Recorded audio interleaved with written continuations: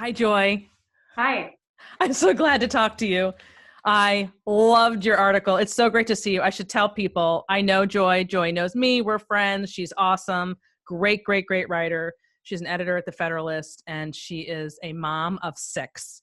And she started young. And we've talked about that in the past on the Suzanne Venker show. So welcome, Joy. I know this isn't the show, but I just wanted to jump on here and talk about your awesome article, where I could just feel when I read it, your exasperation with what you saw on in the New York Times over Mother's Day weekend. So let's get right to it. So the New York Times publishes an article called "Women Who Said No to Motherhood." And it referenced this site known as 𝗦𝗵𝗵𝗲.com. And anybody who wants to click on that will find a whole bunch of stuff about the patriarchy and very radical women and who think, who want to just basically be recognized for choosing not to have children. Yeah, I would say even celebrated. You're right. There you go. Celebrating. Because that's the ticket. That's the difference here. It's not like, I don't care whether you have kids or not, but I do care if you celebrate it as something to aspire to and something to Well, it's also, so historically there's been a significant minority of women who have not had children, such as, nuns in convents in the Middle Ages. And there's always been, old maid aunts kind of, there is a place in society for that kind of woman it's been enduring, kind of place that some women find themselves or choose, or they're not suited for motherhood, or, right. Cases. That's a real thing. But I think there's a different character here. It's not saying, how do you be fruitful and contribute to people's lives? When many women do so through children and you're not, that's one, that's a positive way to talk about that. And there are legitimate positive ways, I think, to do that. But this is not what's going on here. No. This is really attacking motherhood, thinking of children as evil, yucky, nasty, parasites. That negativity and that attack on family and childbearing is really what got my goat. I hear you. I got it. And it happened just as America hit its lowest birth rate ever since before the turn of the century, right? Or before, in 100 years, I should say. That they've ever been measuring. My understanding. Okay. Yeah. So interesting, ironic, right? Interesting timing. And that's not the first time that we've read, there's lots of celebratory articles on that. I pulled up the Business Insider from 2018. Women who are unmarried and childless are the happiest people of all, according to a professor of behavioral science, because she must know, right?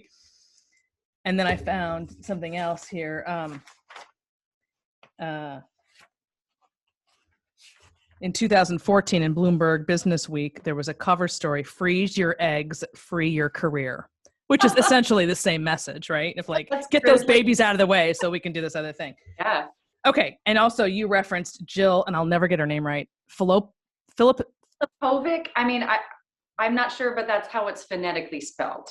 Okay. And I love how you called her professional feminist, because I know who she is very well. I think she knows who I am. And we are not like-minded, needless to say. Okay. So you write this response to the article in the New York Times over Mother's Day called "Lack of Money Isn't the Reason Our Culture Hates Children." And I'm going to label this one that our culture hates children, because it has gotten to that point. That's to me what it's representing. And you write, quote, "It is an existential crisis for a nation if its women do not want to have children, or if they do not want to raise any children they do have." And then in referencing the New York Times article, you said, "A dozen women photographed for a glossy spread may be a tiny and completely unrepresentative niche, but the attitudes they exemplify and amplify permeate and damage our neighborhoods and homes." Which is the point you were making before. It's not that you're not having children, no one's complaining about that. It's it's the next step you're taking to glorify that and to lure women in that direction as if that's a betterment of society, right? Yes, to make women who, are interested in children, which is the vast majority of women, to make them feel uncomfortable, ambivalent about that, create hostilities between mothers and babies. That's a serious thing. Animosity and resentment, cultivating and telling them, oh, if you just got rid of that crappy, crummy, horrible baby, your life would be better. So really, so we all have resentments and anger. There's things that we wish could be better in life. And when you're encouraged to channel that toward an innocent human being, you know, who deserves nothing, you know, your utmost love and care, that really is, it's damaging. Oh, it's horrible. It's so bad, you know, so bad for families. I mean, and it's so not only does that hurt the child and the mother-child relationship, but it's false. You know, the baby isn't, I mean, the baby is worth much more than the money you could get shuffling papers at, you know, somebody's, you know, office while the baby is not next to you, you know? So it really encourages, it's so destructive to people without children or with children. It's just bad. It's just bad all the way around. And so this 𝗤𝗶𝗴𝗲, Mm-hmm. she tweeted out, this is a call by a sorry. She tweeted, sorry, here, I have it here. She tweeted, I would really love to read more essays and op-eds from women who regret having children as early as they did, regret having as many as they did, or regret having children at all. Horrible. Horrible. And so you wrote in response to that in your article, this is a call by a contributing opinion writer to the New York Times. This isn't some blog, right? To publicize people psychologically damaging their own children. What 𝗤𝗶𝗴𝗲, I really don't think I'm saying that right, is truly calling for is for media outlets to amplify hatred, parents' rejection of their own children's existence. Yeah. I mean, think about how, I mean, so if you just put yourself in the child's position, you know, and then you see your mother writing some article for the New York Times or whatever. Oh, I regret having you. That's disgusting. It's disgusting. I'm a mother. I totally have had, and I'll admit that, you know, I've had times where I've been like, oh, you know, you're so much trouble to me right now. You know, we all feel that way about all of our family members, but that is, when you have that negative feeling, you need to work through it and get to the positive feeling and learn how to develop some better love. You know, that's absolutely what a response is, to say, oh, wow, okay, this is in there where we're going to address that, because it is a wrong way to treat another human being. And I'm going to get to where I'm treating a human being the right way, not, yes, affirming the evil that you're spewing and the harm that you're, you know, projecting onto your children. That's completely unacceptable. It reminded me of who's the gal last year? I think it was last year, who stood up at the Golden Globes or one of those award shows. Williams. Yeah. Who was it? Michelle Williams. Yeah. And what did she say? Well, I mean, so I actually reviewed that when writing about this article, because that made me think of it as well. I just decided not to reference it, but she thanked abortion for making it possible for her to receive the Golden Globe. You know, so basically the literal sacrifice of my child was worth me getting this piece of plastic, you know? I mean, you can't even get your head around it. It's so messed up. It's so messed up. And yet, I mean, see, it's one thing. Yeah. I mean, so I wrote her at that time, you know, you know, so if you just take this out of your uterus, you take the human being out of your uterus, and then you would say, okay, you know, this child is required to die so you can get some award. Would she have pulled the trigger?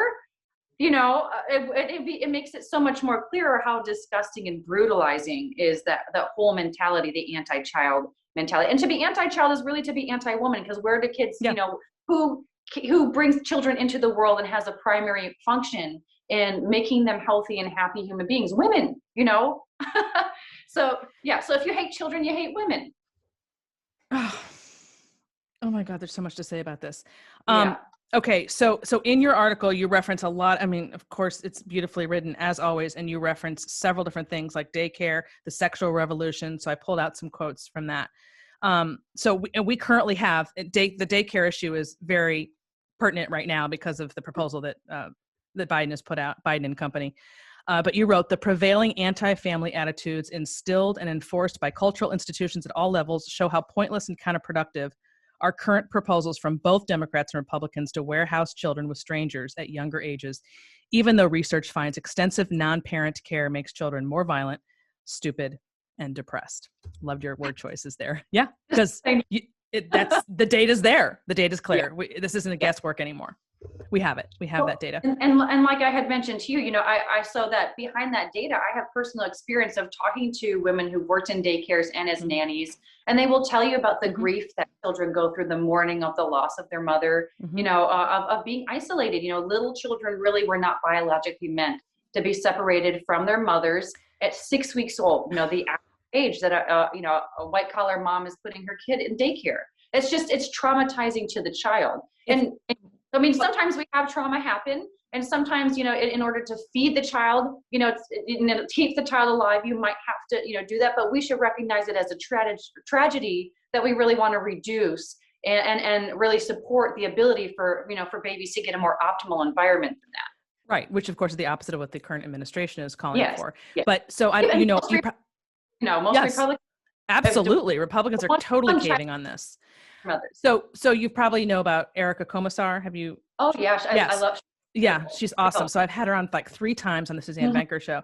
And she just wrote an article for the Wall Street Journal called In Praise of Maternal Guilt. And that was on Mother's Day weekend.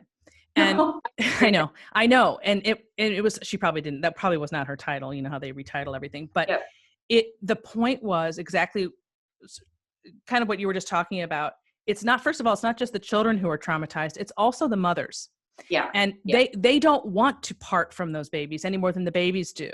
And so that guilt that they invariably feel, which is what 𝗦𝗂𝗃𝗃𝗃 is trying to explain, is something to listen to and respond to, not push away and say, oh, society's making me feel this way. Society's all messed up. We've got to rearrange the way society works so that I don't feel this way when I drop him off.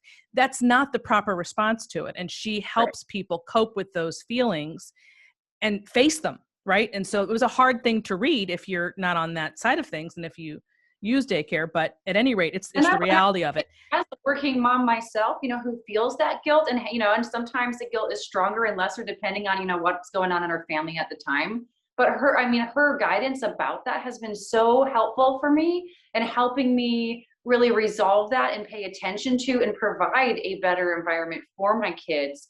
And it is harder at first to face the guilt. It's easier to say, stop negating my, whatever feminist, thing. Oh, the baby's fine. I have her with the nanny. That's the best. There's all these hand waving away. But if you just sit with it, for a little bit and say, well, what if this is true? And if it is, how could I address that? That is so healthy and healing for your family. I can personally testify. And I really just recommend that women just take a minute, just do that, because it will really help you get into a much better place.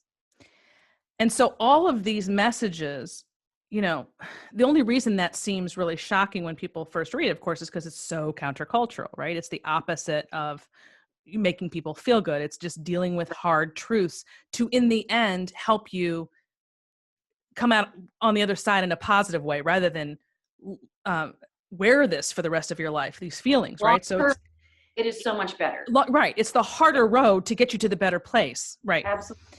Yeah.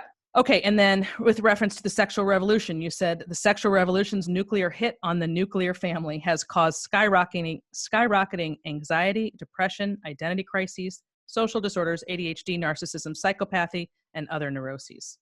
The sexual revolution is the beginning of all of this, right? It's the beginning of the end in my opinion, about where we are today and how we landed here 50 years later. It has taken all of these years for those messages to come to fruition and really play themselves out. Yeah. If you read Mary Eberstadt has done really good work just tying, and you can feel it, right? So when I'm a millennial, when I talk to my peers, when I listen, read articles about what's going through their heads, you can feel how sad they are. And it's something much more existential than, whatever random thing they saw on Twitter. Twitter or social media pushes really deep buttons, related to other bigger things. And, and many of those things can only be related to family wounds. So since those are painful and nobody really knows how to fix them, or, it's not as easy as like write people checks or create some program. It's an individual work that people have to pursue and stick to. So nobody wants to really discuss that because it's so hard and there's not really good mass answers. It's, it's an individual journey kind of that people have to pursue for themselves. And that's harder to write and talk about. It's because it's not so easy and just get a 3-step plan. No, it's not. And what pains me so much about it for the younger generation, and it's easy to sound like we're like blaming young women. My heart goes out to them because I truly believe they've been screwed over. I believe they have been unbelievably misled. And I wouldn't expect them to be doing and thinking anything differently than they're doing and thinking right now, which is one of the reasons I have this book coming out later this year that addresses this. And it opens by saying, I'm sorry, I apologize to them on behalf of their mothers, basically. And the generation. Yeah. Because I'm saying, here's why you're struggling. It's not your fault, really, exactly. But here's how you get out of it. And it's going to be a rejection of everything you've been told because it's not working. That is true. And it's really hard to hear. I mean, yeah, my generation has been completely, not just left adrift, but systematically detached from all his, how meaning, all cultural counsel and guidance about how to have a meaningful life. Yes. Bingo. Yeah. Bingo. And all of these things that we're talking about, that we're reading, are pulling you away from connecting with humans. Yeah. So that you just live this life by yourself, not dependent on anybody and not connected to anybody. And who the hell thinks this is a good idea? Yeah. I mean, people are not happy when they're on their couch, using next day Prime delivery to get their food and they're watching Netflix. Like, if that's all your life ever is, it's a really sad life.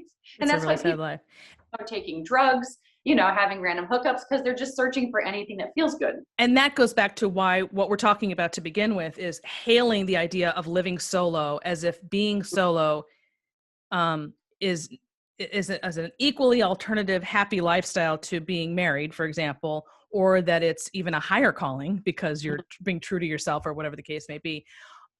No one's telling you to get married. Just don't elevate something. Just don't tell lies, basically. Right? Because man is not meant to be alone, and people naturally do want to get married. And if they don't want to get married, they at least want to have a committed relationship for the rest of their lives, which, let's face it, is really marriage. The same thing. It really is the same thing. People just, it's just such a taboo word. But I really feel like the beginning and the end of this whole conversation is really the decline of marriage, which is kind of another conversation. But okay. And then you basically say what we need to do, which is as follows. What our nation needs is not to spend more money we don't have to subsidize the dysfunctional parenting tendencies of either our upper or our lower class. What it needs is for us to acknowledge that being a good mother or father is extremely difficult, extremely rewarding, and a major life accomplishment deserving of high honor. And that's why I believe that's why you had a knee-jerk reaction to this elevation of the other life, which is not at all comparable, and to diss what's going on in your home every day with your 6 children, right? As being, as wearing you away, right? Is poor Joy is like, where is Joy in all this? She's lost herself, right? I mean, my children have totally brought myself into such a higher place. I would be such a loser without them. And I never would have believed that before and but it's true. Because we've talked about that in the past, that you kind of drank the Kool-Aid for a little while. Yeah. Or am I wrong about that? I mean, I didn't have any kids, right? Yeah, that's right. Okay. I couldn't remember exactly what the details were. That's a career woman that I'm now critiquing. So I really understand them from the inside out. Love it. Love it.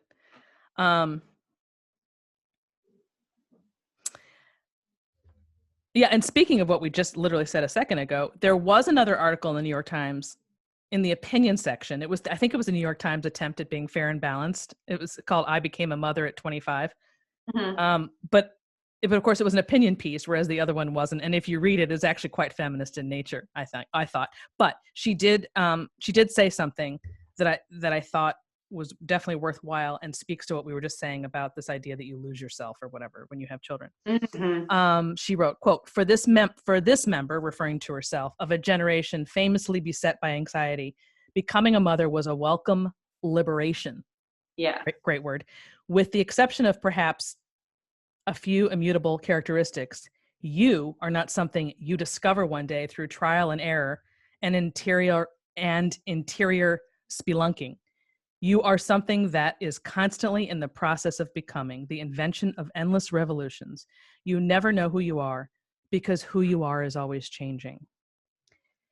That's a great explanation that defies the argument that you need to find yourself before getting married and having kids. And I have a chapter in the book that's coming out in August that's called Get Over Yourself. It's the 12-step program for women that says get over. And the message is that basically that this is an example of the lie that you've been fed, that you lose yourself. Oh, And yeah. in fact, this description that this gal said, this is what needs to be said over and over and over again to counteract the constant barrage that people are getting, young women in particular are getting from the media, that you're going to lose yourself if you have children. Oh, I mean, right. I mean, so what my kids have they've totally upscaled my life, right? You know, the kind of life that I would have had would have been so empty without them. Mm-hmm. And I never would have known that without them showing up in my life. And I think, and that commitment to the other that draws you outside yourself and causes you to have to become a better person, that's a core function of marriage. And it's a core function. And so both marriage and having children has that effect. Yes. You have obligations now to another human being, and it gets your head out of your belly button. And it just requires you to become a better person if you want to succeed at it. And that is a great thing. Cause I don't know about you, but I don't want to stay the person that I was when I was 16, when I was 20, or when I got married at 21. You know, I look back on those, years and think, well, good thing I'm not there anymore. Yeah. And not only, I mean, and you? No. And I always say that being married is like basically looking in the mirror every single day. Right. Yeah. Whereas if you live alone, you can avoid that mirror all day long. Who's going to notice? You don't have to do anything about anything you don't want to do anything about.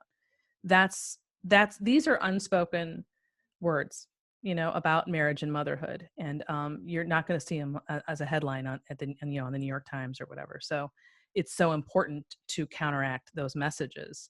Otherwise, the young women who feel hopeful and they want to get married and have a family have absolutely, I mean, it's bad, Joy. They have nowhere to go, no one to support them, no encouragement.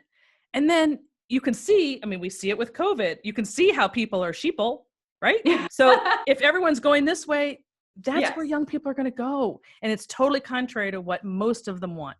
That's what burns me up so much. That's why I wrote the book that's coming out this year, because they need something, right? Even and whatever percentage that is of women who want to get married and stay married and need that support. They just need it, however small that is. I personally think it's a lot larger than people realize, because they're being quiet.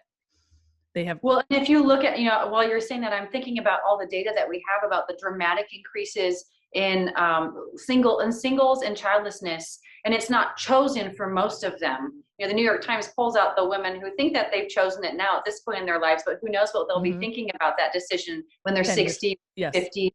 Because I've met women who, after they're unable to have children, all of a sudden they discover what they've lost, and they will tell me privately, wow, I mean, they're heartbroken. They also mourn that loss, and they can't, and they don't have any cultural forum for processing that. There's no one who legitimizes that in the same way that the New York Times legitimizes them at 35, just, letting the eggs continue to drop, into the ether while they're sipping lattes and wearing fancy clothes.